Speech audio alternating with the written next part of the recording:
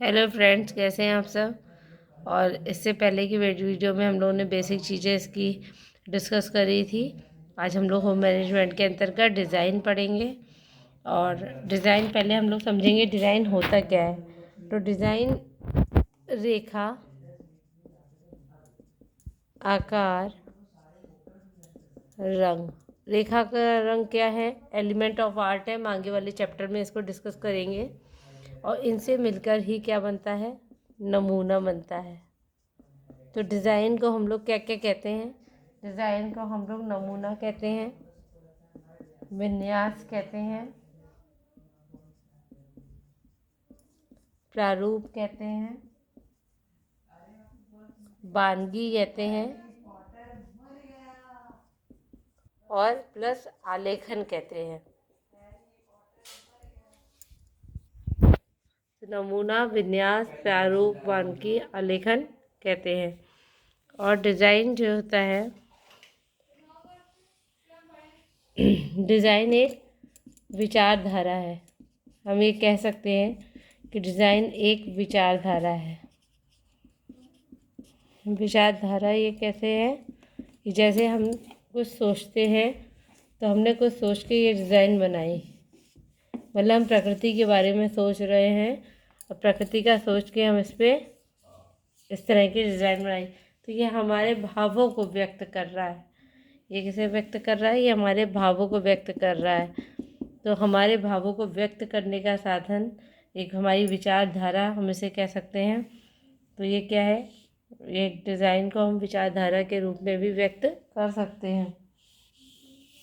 और गोल्डस्टीन ने क्या कहा है? गोल्डस्टीन ने इसके दो उद्देश्य बताए हैं। गोल्डस्टीन ने इसके दो उद्देश्य बताए। गोल्डस्टीन ने क्या कहा है कि इसके दो उद्देश्य क्या कहे हैं? गोल्ड स्टीन ने इसको दो उद्देश्य बताए हैं। दो उद्देश्य बताए हैं। दो उद्देश्य क्या बताए हैं उन्होंने? गोल्ड स्टीन ने इनके बारे में, डिज़ाइन के बारे में दो उद्देश्य बताए हैं। क्रमबद्धता व सौंदर्य।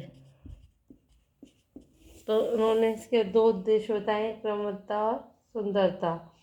तो अगर विजुअल आर्ट की हम लोग बात करें तो डिज़ाइनर रेखा, स्वरूप, रंग, पोत आदि के साथ काम करता है। और उसमें क्या, वो उसका उद्देश्य इतना होता है कि उसमें पूर्ण कलात्मकता करे, पूर्ण सौंदर्य हो। तो इसी को ध्यान में रखे गोल्ड स्टीन ने भी दो उद्देश्य बताए हैं। उसमें क्रमबद्धता होती है डिज़ाइन में हमारे, और सौंदर्यता होती है। सौंदर्यता होती है।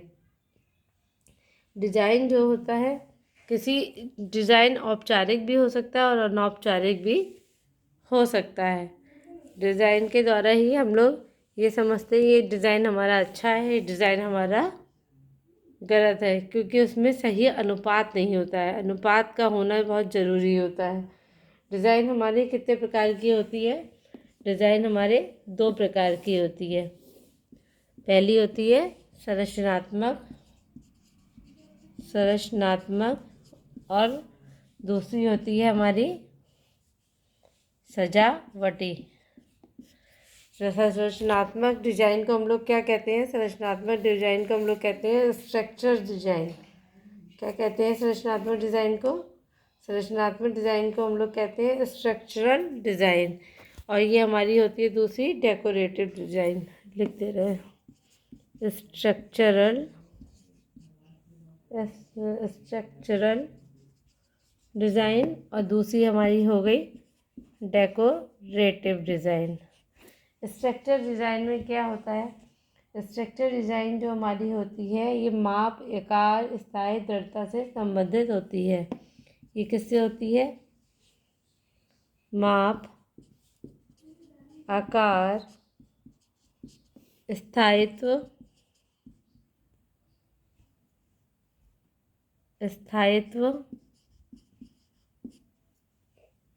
और दृढ़ता से संबंधित होती है।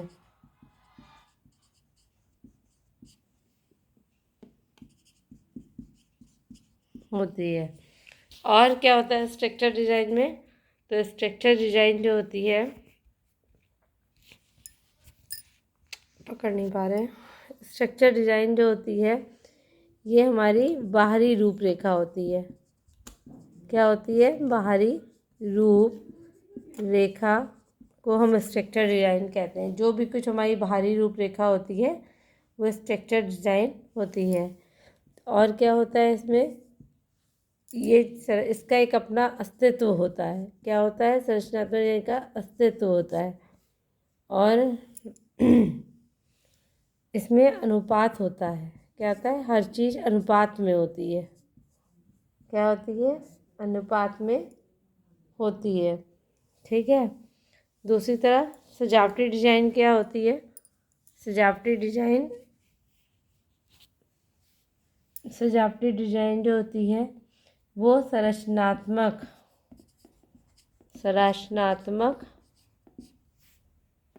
डिज़ाइन का सौंदर्य बढ़ाने के काम करती है। डिज़ाइन का सौंदर्य बढ़ाती है। क्या बढ़ाती है? सौंदर्य बढ़ाती है। और क्या होता है? और ये निर्भर होती है, किस पर निर्भर होती है? ये निर्भर होती है संरचनात्मक डिज़ाइन पर निर्भर होती है। दूसरी बात, इसका अस्तित्व अपना नहीं होता है। इसका अस्तित्व अपना नहीं होता है क्योंकि ये किस पे निर्भर होती है? ये संरचनात्मक डिज़ाइन पर निर्भर होती है। अब इसको हम कैसे समझेंगे कि बाहरी रूपरेखा। अब स्ट्रक्चर में आपसे नेट में ये पूछा गया था कि पिरामिड क्या है। क्या पूछा गया था? कि पिरामिड क्या है? नेट के क्वेश्चन में आया था। तो पिरामिड जब हम कहते हैं तो पिरामिड कैसे होता है? ये इस तरह का होता है। तो ये क्या है? ये बाहरी रूपरेखा है। ये जो है ये बाहरी रूपरेखा है, ये पिरामिड। तो स्ट्रक्चर जितनी भी रूपरेखा होती है, आउटलाइन होती है, वो संरचनात्मक होती है। और सजावटी क्या होती है? उसके अंदर जो भी कलाकारी होती है वो सजावटी होती है। इसलिए सजावटी संरचनात्मक पर डिपेंड होती है, इसका अपना कोई अस्तित्व नहीं होता है। इसको हम ऐसे समझेंगे, जैसे ये हमने एक कुर्ता बना रहे हैं, ये एक, ठीक है।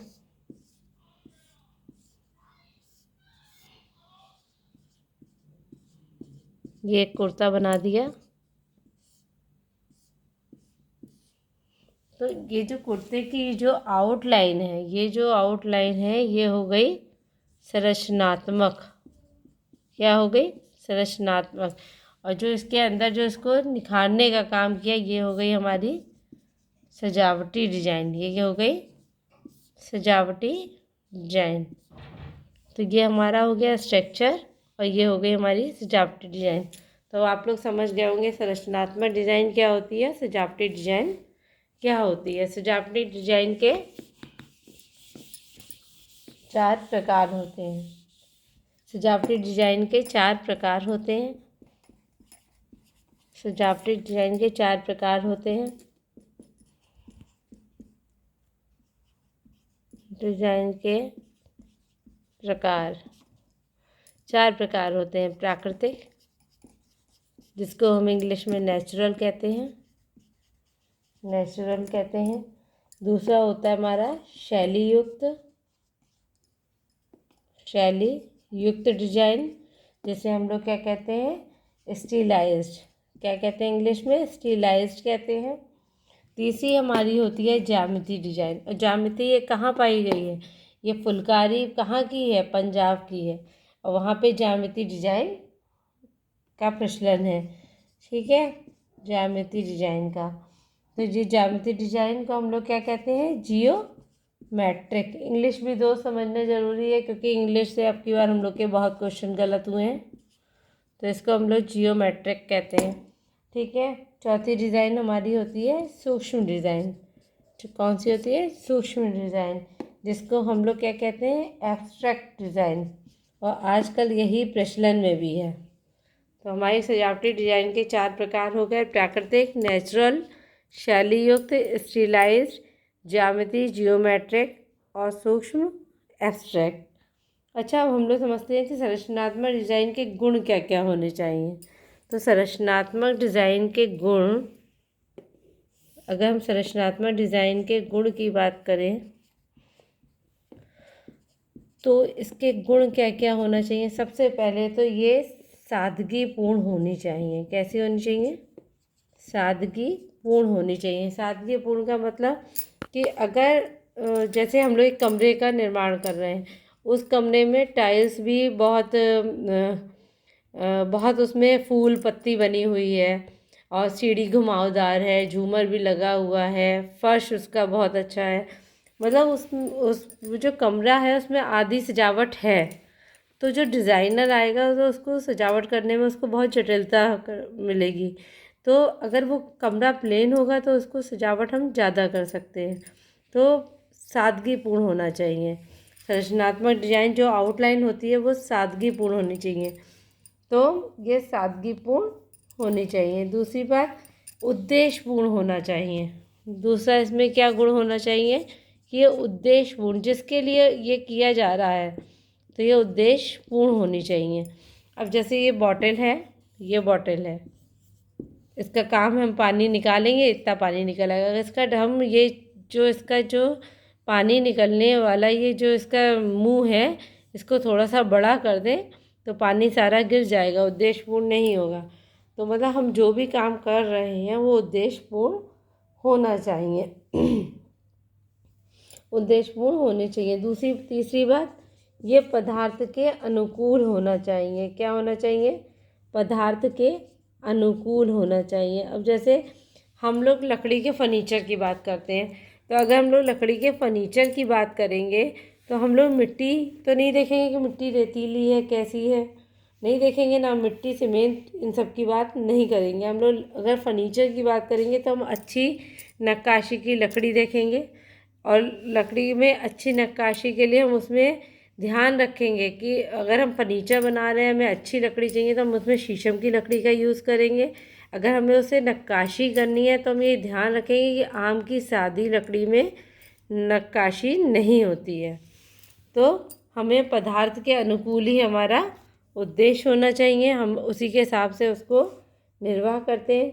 चौथी बात, उचित अनुपात बहुत ज़रूरी है। संरचनात्मक डिज़ाइन में अनुपात का होना बहुत ज़रूरी है। अगर अनुपात नहीं होगा तो हमें वो संरचना हमारी अच्छा ही नहीं लगेगी।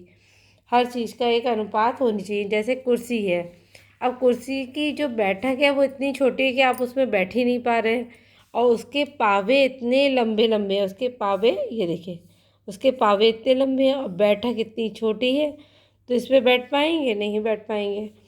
तो ये एक बेकार सामान की तरह पड़ी रहेगी। तो जो भी चीज़ हम बनाते हैं तो वो उचित अनुपात में होनी चाहिए, जिसमें आपको आराम भी मिल सके। या अगर हम टेबल चेयर की बात करें तो टेबल इतनी ऊंची नहीं होनी चाहिए कि हमारे हाथ को परेशानी हो उसमें लिखने के लिए। तो हर चीज़ का एक अनुपात होना चाहिए। फिर 5वीं आखिरी बात, सुंदरता होनी चाहिए। अब ऐसा भी नहीं कि संरचनात्मक है तो उसमें सुंदरता ना हो, तो सादगीपन के साथ साथ उसमें सुंदर भी चीज़ दिखनी चाहिए।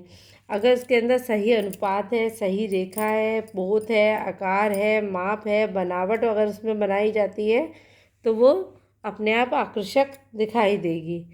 और इसलिए ये कहा भी जाता है कि संरचनात्मक डिजाइन में सजावट का निर्वाह ऐसा है जैसे कि मनुष्य के अंदर जो रीढ़ की हड्डी होती है, ऐसे ही सजावटी का काम होता है संरचनात्मक में, कि वो संरचना जो होती है वो सजावटी होती है। अगर समझिए हमारे हाथ है, ये हमारा ये आउटलाइन है हाथ की, तो ये हमारा क्या है, ये हाथ एक संरचनात्मक डिज़ाइन है, लेकिन इसके अंदर अगर मेहंदी लग गई तो ये सजावटी हो गया। अगर ये हाथ ही ना हो तो मेहंदी कहाँ लगेगी? मेहंदी नहीं लग पाएगी। मेन बात है हाथ होना चाहिए, मेहंदी इस पर टिकी हुई है, हाथ मेहंदी पे नहीं टिका हुआ है। तो इसीलिए कहते हैं कि संरचनात्मक डिज़ाइन जो होती है उसका अपना अस्तित्व होता है, जबकि सजावटी डिज़ाइन निर्भर करती है। फिर अब हम ये पढ़ेंगे कि अच्छी क्या होती है। अब प्राकृतिक डिज़ाइन, ये जो हमने इसके पढ़े हैं प्राकृतिक नेचुरल क्या होती है। इसमें डिज़ाइन के हमने एक प्रकार पढ़े थे, ये नेचुरल क्या है। इसमें हम फूल पत्ती नदी सूरज चांद ये सब बना लेते हैं। शैली युक्त स्टाइलाइज, इसमें क्या होता है, इसमें फैलाना, इसमें कोई भी डिज़ाइन जिसको हम विस्तार कर पाए ऐसे ऐसे ऐसे करके, जिसको हम फैला पाए, वो होती है हमारी शैली युक्त डिज़ाइन। ठीक है, शैली युक्त डिज़ाइन। और ज्यामिति डिज़ाइन हम लोग सब जानते हैं, जो रेखाओं को पकड़ के ही बनती है, जैसे ये फिर ये सब कौन सी डिज़ाइन है, ज्यामिति है। जो रेखा को पकड़ के बन रही है सब ज्यामिति डिज़ाइन है। ये देखिए ये हमारी कौन सी डिज़ाइन हो गई, ज्यामिति डिज़ाइन हो गई। सूक्ष्म डिज़ाइन जो होती है वो ज्यामिति से ही ली गई है। सूक्ष्म डिज़ाइन जो होती है ज्यामिति से ही ली गई हुई है। और देखिए इसके नमूने कैसे होते हैं, इसके नमूने बहुत सूक्ष्म होते हैं। जैसे ये है ज्यामिति वाली डिज़ाइन, ये इसको ऐसे समझिए, ये देखिए ये रेखाओं को पकड़ के ही बन रही है, लेकिन ये इतनी सूक्ष्म है। ये देखिए, ये मेरा पेन तो मोटा है, नहीं तो इससे और महीन ये बन के आपको दिखाते हैं। तो ये हो गई हमारी सूक्ष्म डिज़ाइन, एब्स्ट्रैक्ट डिज़ाइन। और आजकल आधुनिक युग में इसी का सबसे ज़्यादा फैशन है। तो इसमें सजावटी डिज़ाइन आपने पढ़ा कि इसके 4 तरीके होते हैं। और अगर हम बात करें अच्छी डिज़ाइन की पहचान की, अच्छी डिज़ाइन की पहचान की कि कैसी होनी चाहिए, अच्छी डिज़ाइन में क्या क्या होना चाहिए। तो जो भी हमारा नमूना है या जो हमारा डिज़ाइन है, इसको यहाँ करें, चलिए मैं इसको रफ कर देती हूँ। जो भी हमारा नमूना है, अगर हम बात करें कि अच्छी डिज़ाइन क्या होती है, तो सबसे पहली बात हमारे नमूना सादा होना चाहिए, यानी कि सिंपल। क्या होना चाहिए, सादा होना चाहिए, यानी कि साधारण होना चाहिए। नमूना कैसा होना चाहिए, सादा सुंदर होना चाहिए, साधारण होना चाहिए और सुंदर होना चाहिए। ठीक है, सुंदर होना चाहिए। सबसे बड़ी बात है कि सादा हो, सिंपल हो, सही है, सुंदर है, ये भी सही है, लेकिन सबसे बड़ी बात हमारा जो डिज़ाइन है वो उद्देश्यपूर्ण होना चाहिए। क्या होना चाहिए, उद्देश्यपूर्ण होना चाहिए। और डिज़ाइन में क्या होता है कि सृजनात्मकता में हम लोग क्या करते हैं कि हम लोग उद्देश्य को, उपयोगिता को प्राथमिकता देते हैं, और सौंदर्य क्या होता है, गौण होता है। और ऐसी डिज़ाइन कैसा होना चाहिए, सादा होना चाहिए, सिंपल होना चाहिए, साधारण होना चाहिए। दूसरी बात सुंदर होना चाहिए। तीसरी बात उद्देश्यपूर्ण होना चाहिए। ऐसा ना हो कि उद्देश्यपूर्ण ना हो। और नमूना कैसा होना चाहिए, उपयोगी और आरामदायक होना चाहिए। उपयोगी आरामदायक से मतलब कि जैसे कि कुर्सी टेबल का एग्जाम्पल आपको दिया कि जैसे टेबल है, अगर वो सही अनुपात में नहीं बनी है तो हम उस पर बैठ के बहुत देर लिख नहीं पाएंगे। तो उपयोगी और आरामदायक होनी चाहिए। आखिरी और सबसे इम्पोर्टेंट, इसमें मौलिकता होनी चाहिए, इसमें इसकी मौलिकता दिखनी चाहिए। अगर इसमें किसी चीज़ में मौलिकता इसमें नहीं है तो वो चीज़ अच्छी नहीं दिखेगी। तो जिस चीज़ का उद्देश्य, जिसकी पूर्ति के लिए उसको बनाया गया है, वो उद्देश्य उसमें दिखना चाहिए। तो ये फ्रेंड्स आज हमारा डिज़ाइन का चैप्टर था। कल हम लोग कला और कला के तत्व पढ़ेंगे, elements of art, principle of art. इसके बाद फिर हम लोग फ्लावर डेकोरेशन पढ़ेंगे। इसी तरह से हम लोग अपनी सीरीज़ को धीरे धीरे आगे बढ़ाएंगे। और आपको ये वीडियो मेरा कैसा लगा बताइएगा। इसको लाइक, सब्सक्राइब एंड शेयर करिएगा। Thank you very much.